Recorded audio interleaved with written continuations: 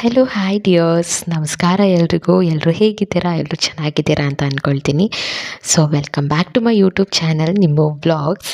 ಇವತ್ತಿನ ಎರಡು ಕನಸು ಎಪಿಸೋಡ್ 13. ಈ ಎಪಿಸೋಡಲ್ಲಿ ಪಾರಿಜಾತ ಸಿಕ್ಬಿಟ್ಟಿದ್ದಾಳೆ. ಬಟ್ ಅದು ಯಾವ ಪಾರಿಜಾತ ಅಂತ ನೀವೇ ನೋಡಿ. ಹಾಗೆ ನಮ್ಮ ಶರತ್ ಅಂತೂ ತುಂಬ ಖುಷಿಯಾಗಿದ್ದಾನೆ ಈ ಎಪಿಸೋಡಲ್ಲಿ. ಅವನು ಮದುವೆ ವಿಷಯನ ಮನೆ ತನಕನೂ ಹೋಗಿ ಮಾತಾಡ್ಬಿಟ್ಟಿದ್ದಾನೆ, ಪಾರಿಜಾತ ಸಿಕ್ಕಿದ್ದಾಳೆ ಅಂತ ಹೇಳಿಬಿಟ್ಟು.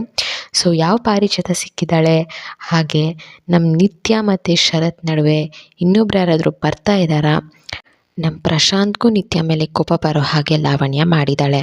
ಅದೆಲ್ಲ ಹೇಗೆ ಮಾಡಿದ್ಲು, ಪ್ರಶಾಂತ್ಗೆ ಯಾಕೆ ನಿತ್ಯ ಮೇಲೆ ಕೋಪ ಅನ್ನೋದನ್ನೆಲ್ಲನೂ ಈ ಎಪಿಸೋಡಲ್ಲಿ ತಿಳ್ಕೊಳ್ಳೋಣ. ಈ ಎಪಿಸೋಡ್ನ ನೋಡ್ಕೊಂಡು ಬನ್ನಿ. ಪಾರಿಜಾತ ಸಿಕ್ಬಿಟ್ಲಾ? ಏನೇ ಮರೆದ್ರೂ ನಮ್ಮ ಪಾರಿಜಾತಕ್ಕೆ ಲೆಟರ್ ಬರೆಯೋದು ಮಾತ್ರ ಬಿಡಲಿಲ್ಲ ನಮ್ಮ ಶರತ್. ಅಭ್ಯಾಸ ಹೊಸ ತಿರುಗುತ್ತೆ ಅನಿಸುತ್ತೆ. ಇವಾಗ ಈ ಲೆಟರಲ್ಲೇ ಒಂದು ಟ್ವಿಸ್ಟ್ ಇದೆ. ಅದೇನು ಅಂತ ಈ ಎಪಿಸೋಡಲ್ಲಿ ಗೊತ್ತಾಗುತ್ತೆ. ನಿತ್ಯ ಮೇಲೆ ಸೇರ್ ತಿರ್ಸ್ಕೊಳ್ಳೋಕೆ ಲಾವಣ್ಯ ಕಣ್ಣು ಈಗ ಶರತ್ ಮೇಲೆ ಬಿದ್ದಿದೆ. ಶರತ್ ಹಾಗೆ ನಿತ್ಯ ಪತ್ರ ಬರೀತಿದ್ದಾರೆ ಅಂತ ಗೊತ್ತಾದ ಮೇಲೆ ಅವಳಿಗೆ ಇನ್ನೊಂದು ಸೇಡ್ ತಿರ್ಸ್ಕೊಳ್ಳೋಕ್ಕೆ ಒಳ್ಳೆ ಅಸ್ತ್ರ ಸಿಕ್ಕಿರೋ ಥರ ಆಗಿದೆ. ಲಾವಣ್ಯ ಪ್ರಶಾಂತ್ ಹತ್ರ ಬರ್ತಾಳೆ. ಲಾವಣ್ಯ, ಪಾಪ ಪ್ರಶಾಂತ್, ನಿನ್ನ ನೋಡಿದ್ರೆ ನಂಗೆ ಅಯ್ಯೋ ಅನಿಸುತ್ತೆ. ಪ್ರಶಾಂತ್ ಏನೂ ಗೊತ್ತಿಲ್ದಿರ, ಯಾಕೆ ಲಾವಣ್ಯ ಅಂದ. ಲಾವಣ್ಯ, ಇನ್ನೇನು ಪ್ರಶಾಂತ್, ನೀನು ನೋಡಿದ್ರೆ ಇಲ್ಲಿ ನಿತ್ಯ ನಿತ್ಯ ಅಂತ ಜಪ ಮಾಡ್ತಿದ್ಯಾ, ಆದರೆ ಅವಳು ನಿನಗೆ ನಿನ್ನ ತಾಯಿ ಕೊಟ್ಟ ಮಾತಿಗೆ ದ್ರೋಹ ಮಾಡ್ತಿದ್ದಾಳೆ. ಪ್ರಶಾಂತ್, ಲಾವಣ್ಯ ಅಂತ ಕೋಪದಿಂದ ಕಿರ್ಚ್ದ. ಆದರೆ ಪ್ರಶಾಂತ್ಗೇನು ಗೊತ್ತು, ಲಾವಣ್ಯ ಸೇರ್ ತೀರಿಸ್ಕೊಳ್ಳೋಕ್ಕೆ ನಮ್ಮ ನಿತ್ಯ ಮೇಲೆ ಇಲ್ಲದೆ ಇರೋದೆಲ್ಲ ಹೇಳ್ತಾ ಇದ್ದಾಳೆ ಅಂತ. ಲಾವಣ್ಯ, ಕೋಪ ಮಾಡ್ಕೋ, ಆದರೆ ನನ್ನ ಮೇಲೆಲ್ಲ, ನಿನ್ನ ಪ್ರೀತಿನ ಕಾಲು ಕಸ ಮಾಡ್ಕೊಂಡಿರೋಳ ಮೇಲೆ ಮಾಡ್ಕೊ. ಪ್ರಶಾಂತ್, ನೋ, ನಾನು ನಂಬಲ್ಲ, ನನ್ನ ನಿತ್ಯ ಹಾಗಲ್ಲ. ಲಾವಣ್ಯ, ನಾನು ಹಾಗೆ ಇರ್ಬೋದು ಅಂದ್ಕೊಂಡೆ, ಅವಳು ನಿನ್ನ ಮಾತ್ರ ಪ್ರೀತಿ ಮಾಡ್ತಿದ್ದಾಳೆ ಅಂತ. ಆದರೆ ಅವಳು. ಪ್ರಶಾಂತ್, ನೀನು ಇದೆಲ್ಲ ಬಿಟ್ಟು ಏನು ಹೇಳಕ್ಕೆ ಬಂದಿದ್ಯಾ ಅಂತ ಹೇಳು, ನನಗೆ ಬೇರೆ ಇದೆಲ್ಲ ಕೇಳೋದಕ್ಕೆ ಇಷ್ಟ ಆಗ್ತಿಲ್ಲ ಲಾವಣ್ಯ. ಪ್ರಶಾಂತ್. ಲಾವಣ್ಯ, ಪ್ರಶಾಂತ್, ಅವಳು ನಿನ್ನ ಇಷ್ಟಪಡ್ತಿಲ್ಲ. ಪ್ರಶಾಂತ್, ಹಾಗಾದರೆ ಇನ್ಯಾರನ್ನ ಇಷ್ಟಪಡ್ತಿದ್ದಾಳೆ? ಲಾವಣ್ಯ, ಸದ್ಯಕ್ಕೆ ಅದಕ್ಕೆ ಬೇಡ, ಆದರೆ ನಾನು ನಿನಗೆ ಹೇಳೋದು ಇಷ್ಟೆ, ಅವಳು ಆದಷ್ಟು ಶರತ್ ಸರಿಂದ ದೂರ ಇರಬೇಕು, ಆವಾಗಲೇ ನಿನ್ನ ನಿತ್ಯ ನಿನಗೆ ಸಿಗೋದು. ಸೈಲೆಂಟಾಗಿ ಏನೂ ಹೇಳಲ್ಲ ಅಂತಲೇ ಹೇಳೋ ಥರ ಟವ್ ಮಾಡಿ ಇವಾಗ ಶರತ್ ಮೇಲೆ ನಿತ್ಯ ಕಣ್ಣಿದೆ ಅನ್ನೋದನ್ನು ಪ್ರಶಾಂತ್ ಹತ್ರ ಹೇಳ್ತಿದ್ದಾಳೆ. ಪ್ರಶಾಂತ್, ಯಾಕೆ, ಏನು, ಎತ್ತ ಏನೂ ಕೇಳಲ್ಲ, ಅವಳು ಹೇಳಿದ್ದಕ್ಕೆ ಒಪ್ಕೋತಾನೆ. ನಾನು ಏನು ಮಾಡಬೇಕು? ಈ ಪ್ರಶಾಂತ್ ನಿತ್ಯಗೋಸ್ಕರ ಏನು ಮಾಡೋದಕ್ಕೂ ಸರಿ, ಅದು ತಪ್ಪಾಗಿದ್ರೂ ಓಕೆ. ಲಾವಣ್ಯ, ನಿತ್ಯ ಬ್ಯಾಗಲ್ಲಿ ಒಂದು ಲೆಟರ್ ಇದೆ, ಅದನ್ನು ನೀನು ನಂಗೆ ತಂದು ಕೊಡಬೇಕು ಅಂತ ಹೇಳ್ತಾಳೆ. ಪ್ರಶಾಂತ್ ಲಾವಣ್ಯ ಹೇಳ್ದಾಗೆ ಕೇಳ್ತಾನೆ. ಈಗ ನಿತ್ಯ ಹತ್ರ ಹೋದ. ನಿತ್ಯ ಮೇಲೆ ಅನುಮಾನ ಇಲ್ಲದೇ ಇದ್ದರೂ ಅವಳನ್ನು ಬಿಟ್ಟು ಇನ್ಯಾರ ಜೊತೆನೂ ಇರಬಾರ್ದು ಅನ್ನೋ ಜಲಸ್ ಅಂತೂ ಬಂತು. ನಿತ್ಯ ಇಲ್ಲದಿರೋ ಸಮಯದಲ್ಲಿ ಅವಳು ಬ್ಯಾಗಲ್ಲಿದ್ದ ಲೆಟರ್ನ ತಗೊಂಡು ಬಂದು ಲಾವಣ್ಯ ಕೊಡ್ತಾನೆ. ಸರಿಯಾದ ಸಮಯಕ್ಕೆ ಕಾಯ್ತಿದ್ದ ಲಾವಣ್ಯಗೆ ಈಗ ವಜ್ರ ಸಿಗ್ತಿರೋ ಥರ ಆಗಿದೆ. ನಿತ್ಯ, ನೀನು ನನ್ನ ಜೊತೆ ಕಾಂಪೀಟ್ ಮಾಡಿದ್ದು ಅಲ್ಲದೆ ನನ್ನ ಕೆನ್ನೆಗೆ ಹೊಡೆದೆ ಅಲ್ವಾ, ನೋಡ್ತಾ ಇರು ನಿನ್ನ ಪ್ರೀತಿನ ಹೇಗೆ ಬಲಿ ತೊಗೊಳ್ತೀನಿ ಅಂತ. ಈ ಸರಿ ನಾನು ಕೊಡೋ ಪೆಟ್ಟಿಗೆ ನೀನು ಗೆಲುವು ಅನ್ನೋ ಮುಖಾನೇ ನೋಡಬಾರ್ದು. ಇನ್ಮೇಲೆ ನಾನು ಕೊಡೋ ಟಾರ್ಚರ್ಗೆ ನೀನೇ ಸೂಸೈಡ್ ಮಾಡ್ಕೋಬೇಕು. ಯುವರ್ ಕೌಂಟ್ ಡೌನ್ ಸ್ಟಾರ್ಟ್ ನಿತ್ಯ, be ready, I am coming ಅಂತ ಮನಸ್ಸಲ್ಲಿ ಚಾಲೆಂಜ್ ಹಾಕೋತಿದ್ಲು. ಪ್ರಶಾಂತ್ ಕೊಟ್ಟು ಲೆಟರ್ನ ತೊಗೊಂಡು ಬಂದಳು. ಶರತ್ ಮುಂದೆ ಹಿಡ್ಕೊಂಡು ನಿಂತ್ಕೋತಾಳೆ. ಆ ಲೆಟರ್ ಅವನಿಗೆ ಕಾಣೋ ಹಾಗೆ ಇಟ್ಕೊಂಡು ನಿಂತ್ಕೋತಾಳೆ. ಶರತ್, ಲಾವಣ್ಯ, ಯಾಕೆ ಬಂದು ಇಲ್ಲಿ ಹಿಂಗೆ ನಿಂತ್ಕೊಂಡಿದ್ಯಾ? ಲಾವಣ್ಯ ಅವಳು ತಂದಿದ್ದ ಲೆಟರ್ನ ಕಲಾವಿದ ಅನ್ನೋ ಹೆಸರು ಕಾಣಿಸೋ ಹಾಗೆ ಇಟ್ಕೊಂಡು ನಿಂತ್ಕೊಂಡ್ಳು. ಆಹಾ, ಏನಿಲ್ಲ ಸರ್, ಒಂದು ಲೆಟರ್ನ ಪೋಸ್ಟ್ ಮಾಡೋದಿತ್ತು, ಮರೆತು ಬಿಟ್ಟಿದ್ದೆ, ಅದಕ್ಕೆ ಹೋಗೋಣ ಅಂತ ನಿಂತಿದ್ದೆ ಅಂದ್ಲು. ಶರತ್ ಲೆಟರ್ ಅಂದಿದ ತಕ್ಷಣ ಅವಳ ಕೈಯಲ್ಲಿ ಇಟ್ಕೊಂಡಿದ್ದ ಲೆಟರ್ನ ನೋಡಿ ಆ ಲೆಟರ್ನ ತಗೊಂಡು ನೋಡ್ತಾನೆ. ಲಾವಣ್ಯ ಖುಷಿಯಿಂದ ಇವಾಗ ಇವಾಗ ಸಿಡಿಯುತ್ತೆ ಬಾಂಬ್.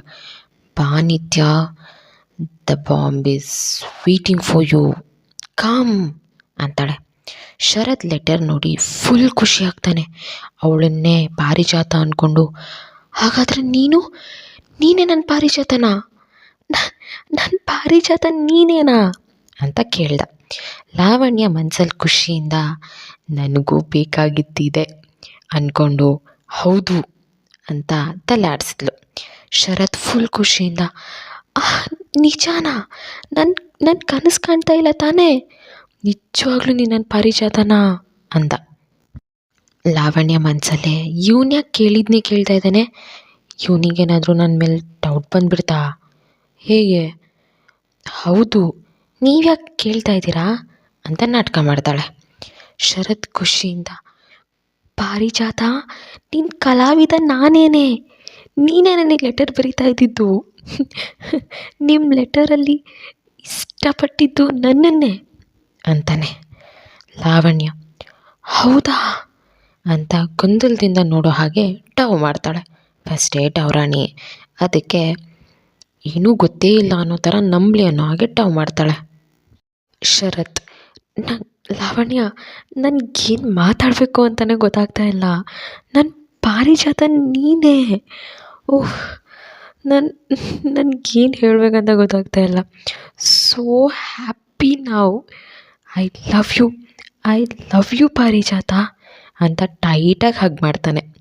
ಅಷ್ಟರಲ್ಲಿ ನಿತ್ಯ ಆ ಕಡೆಯಿಂದ ಬರ್ತಾಯಿದ್ಲು. ಶರತ್ ಲಾವಣ್ಯ ತಪ್ಕೊಂಡಿರೋದನ್ನ ನೋಡಿ ಶಾಕ್ ಆಗಿ ಅಲ್ಲೇ ನಿಂತು ಬಿಡ್ತಾಳೆ.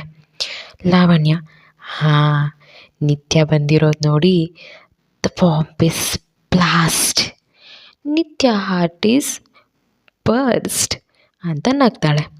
ನೋಡು ನಿತ್ಯ, ತುಂಬ ಕೊಬ್ಬಿತ್ತಲ್ವಾ ನಿನಗೆ, ಇವಾಗ ನಿನ್ನ ಪ್ರೀತಿ ನನ್ನ ಕೈಲಿದೆ ಅಂತ ನಗ್ತಾಳೆ. ನಮ್ಮ ನಿತ್ಯಾಗೆ ಯಾಕೋ ಗೊತ್ತಿಲ್ಲ ಜಲಸ್ ಫೀಲ್ ಆಗುತ್ತೆ. ಸಣ್ಣದಾಗಿ ಶರತ್ ಸರ್ ನೀವು ಅಂತ ಕಣ್ಣಲ್ಲಿ ನೀರು ತುಂಬಿಕೊಂಡು ಛೇ ಅಂದು ಅಲ್ಲಿಂದ ಅಳ್ತಾ ಓಡೋಗ್ತಾಳೆ. ಶರತ್, ಪಾರಿಜಾತ ನಂಗೆ ಇವತ್ತು ಎಷ್ಟು ಖುಷಿ ಆಗ್ತಿದೆ ಗೊತ್ತಾ, 3 ವರ್ಷದಿಂದ ಆಗದೇ ಇರೋ ಭೇಟಿ ಇವತ್ತು ಸಡನ್ನಾಗಿ ಆಗಿದೆ ಅಂತಾನೆ. ಲಾವಣ್ಯ ಮನಸ್ಸಲ್ಲಿ ಅಯ್ಯೋ ಅಯ್ಯೋ ಕಣ್ಮುಂದೆ ಇದ್ರೂ ನೀನು ಪಾರಿವಾಳ ಅಲ್ಲ ನೀನು ಪಾರಿಜಾತನ ಕಂಡುಹಿಡಿಯೋದಕ್ಕೆ ಆಗಲಿಲ್ಲ, ನಿನಗಿನ್ನೂ 3 ವರ್ಷದ ಪ್ರೀತಿ ಬೇರೆ ಕೇಡು ಅಂತ ಅಂದ್ಕೊಂಡು, ಶರತ್ ನೀವು ನನ್ನ ಲಾವಣ್ಯ ಅಂತಲೇ ಕರೀರಿ ಅಂತಾಳೆ. ಶರತ್, ಯಾಕೆ ಪಾರಿಜಾತ ಏನಾಯಿತು? ಲಾವಣ್ಯ, ಯಾಕಂದರೆ ನಿಜವಾದ ಪಾರಿವಾಳ ಅಲ್ಲ ಪಾರಿಜಾತ ಕೇಳಿಸ್ಕೊಂಡ್ರೆ ನಂಗೆ ತಾನೇ ತೊಂದರೆ ಅಂತ ಮನಸಲ್ಲೇ ಅಂದ್ಕೊಂಡು, ಅದು ಶರತ್ ನನಗೆ ಮುಜುಗರ ಆಗುತ್ತೆ ಅದಕ್ಕೆ ಅಂದ್ಲು. ಶರತ್, ಓಹೋ ಆಗ ಓಕೆ ಅಂತಾನೆ. ನಿತ್ಯ ಬೇಜಾರು ಮಾಡ್ಕೊಂಡು ಅಳ್ತಾ ಮನೆಗೆ ಹೊರಟ್ಲು. ಶರತ್ ಹತ್ರ ಲೈಬ್ರರಿ ಕೀ ಕೊಡೋದಕ್ಕೆ ಹಿಂಜರಿಕೆಯಿಂದ ಹೋಗ್ತಾಳೆ. ಅವನ ಮುಖನೂ ಸಹ ನೋಡೋದಕ್ಕೆ ಅವಳಿಗೆ ಇಷ್ಟ ಆಗಲ್ಲ. ಸೊ ಅವನ ಮುಖನೂ ಸಹ ನೋಡಿದೆ, ಸರ್ ಕೀ ತೊಗೊಳ್ಳಿ ಅಂದ್ಲು. ಶರತ್ತು, ಓಯ್ ನಿತ್ಯ ಮನೆಗೆ ಹೋಗ್ತಿದ್ಯಾ, ನಾನು ಡ್ರಾಪ್ ಮಾಡಲಾ? ನಿತ್ಯ, ಇದೇನು ಸರ್ ಹೊಸದಾಗಿ ಡ್ರಾಪ್ ಮಾಡಲಾ ಅಂತ ಕೇಳ್ತಿದ್ದೀರಾ? ಶರತ್, ಹಾಂ ನಾನು ತುಂಬ ಖುಷಿಯಾಗಿದ್ದೀನಿ ಇವತ್ತು ಅದಕ್ಕೆ.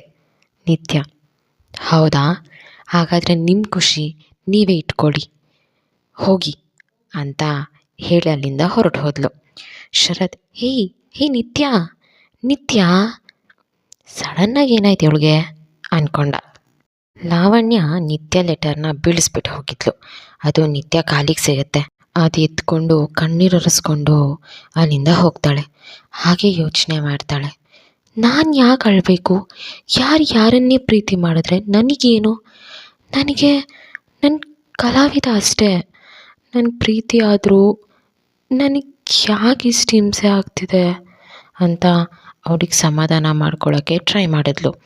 ಆದರೆ ಮನಸ್ಸು ಮಾತೇ ಕೇಳ್ತಾ ಇರಲಿಲ್ಲ. ಯಾಕೆ ಅಂದರೆ ಅವ್ನ ಕಲಾವಿದ ಶರತ್ತೇ ಅಲ್ವಾ, ಅವಳಿಗೆ ಗೊತ್ತಿಲ್ಲ, ಬಟ್ ಮನಸ್ಸು ಹೇಳುತ್ತೆ ಅಲ್ವಾ. ರಾತ್ರಿ ಆಗುತ್ತೆ. ನಿತ್ಯ ನೋಡಿದ್ದನ್ನು ಶ್ರುತಿ ಹತ್ರ ಹೇಳ್ತಾಳೆ. ಶ್ರುತಿ, ಅದಕ್ಕೆ ನೀನು ಯಾಕೆ ಹೀಗಿದೆಯಾ, ನಿನಗೇನು ಜಲಸಿನಾ ಅಂದ್ಲು.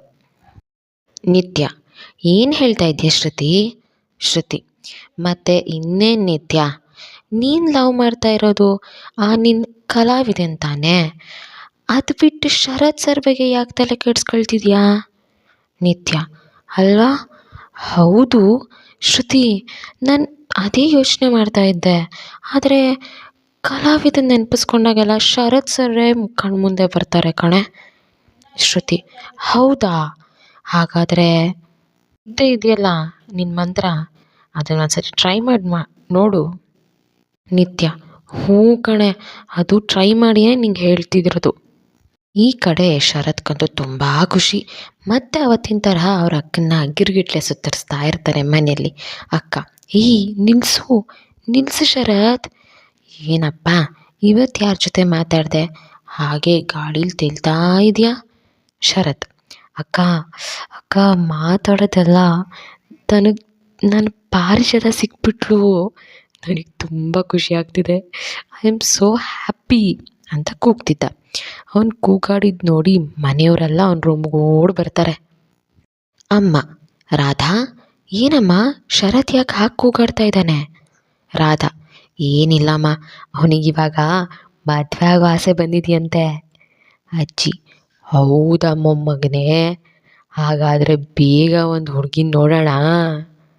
ರಾಧಾ, ಆ ಕಷ್ಟ ನಿಮಗೆ ಬೇಡ ಅಜ್ಜಿ, ಅವನಾಗಲೇ ಹುಡುಗಿನ ಹುಡ್ಕೊಂಡ್ಬಿಟ್ಟಿದ್ದಾನೆ. ಅಮ್ಮ, ಹೌದಾ, ಯಾರದು? ನಮ್ಮ ಶರತ್ ಅಂತೂ ಫುಲ್ ಖುಷಿಯಾಗ್ಬಿಟ್ಟಿದ್ದಾನೆ. ಸಂತೋಷದಿಂದ ಹಾಗೆ ಸಂಕೋಚದಿಂದ ಅಜ್ಜಿ ಹತ್ರ ಹೇಳ್ತಾನೆ, ಅಜ್ಜಿ ಅವಳು ಪಾರಿಜಾತ ಅಂತ. ಅಜ್ಜಿ, ಏನೋ ಹಾಗೂ ಹೆಸರಿರುತ್ತಾ? ಶರತ್, ಅಯ್ಯೋ ನಾನೊಬ್ಬ ಅದೇ ಗುಂಗಲ್ಲಿ, ಅವಳ ಹೆಸರು ಅವಳ ಹೆಸರು ಹೇಳೋದು ಬಿಟ್ಟು ಬೇರೇನೋ ಹೇಳ್ಕೊಳ್ತಾ ಇದ್ದೀನಿ ಅಂದ್ಕೊಂಡು, ಅಜ್ಜಿ ಅಮ್ಮ ಅವಳ ಹೆಸರು ಲಾವಣ್ಯ ಅಂತ. ಅಜ್ಜಿ, ಸಾರಿ ಬಿಡು, ನಿಮ್ಮಪ್ಪ ಬರಲಿ, ಮಾತು ಮುಂದುವರಿಸಿ ಮದುವೆ ಮಾಡಿಬಿಡೋಣ ಸರಿನಾ? ಖುಷಿನಾ ನಿನಗೆ ಅಂದರು. ಶರತ್ ಸ್ಮೈಲ್ ಮಾಡಿ ಏನೋ ಥಿಂಕ್ ಮಾಡ್ಕೊತಾ ಇರ್ತಾನೆ. ಅವನಿಗೆ ಎಲ್ಲರೂ ರೇಗಿಸಿ ಅಲ್ಲಿಂದ ಒಂದು ರೂಮಿಂದ ಹೋಗ್ತಾರೆ. ಶರತ್ ಲೆಟರ್ ನೋಡಿ, ಲಾವಣ್ಯ, ನೀನು ನನ್ನ ಪಾರಿಜಾತ ಅಂತ ನನಗಿನ್ನೂ ನಂಬೋಕ್ಕಾಗ್ತಿಲ್ಲ. ಅದು ನಿಜನೇ ಬಿಡಿ, ಅವಳು ಅವನ ಪಾರಿಜಾತ ಅಲ್ವೇ ಅಲ್ವಲ್ಲ, ಡೂಪ್ಲಿಕೇಟ್ ಪಾರಿಜಾತನ ಇಟ್ಕೊಂಡು ಪಾರಿಜಾತ ಪಾರಿಜಾತ ಅಂದಿದ್ದಾನೆ ನಮ್ಮ ಶರತ್. ಹೇಗೆ ತಾನೇ ನಂಬೋಕ್ಕಾಗತ್ತೆ ನಮಗೂ. ಪ್ರಶಾಂತ್ ಅವ್ರ ಅಮ್ಮನಿಗೆ ಮೆಡಿಸಿನ್ ಕೊಡ್ತಿದ್ದ. ಪ್ರಶಾಂತ್ ಅವರಮ್ಮ, ನಿತ್ಯ ಇನ್ನೂ ಬಂದಿಲ್ವಾ ಪ್ರಶಾಂತ್? ಪ್ರಶಾಂತ್, ಅಮ್ಮ ಮೊದಲು ನೀವು ಹುಷಾರಾಗಿ, ಆಮೇಲೆ ಬೇರೆಯವ್ರ ಬಗ್ಗೆ ವಿಚಾರಿಸಿರುವಂತೆ.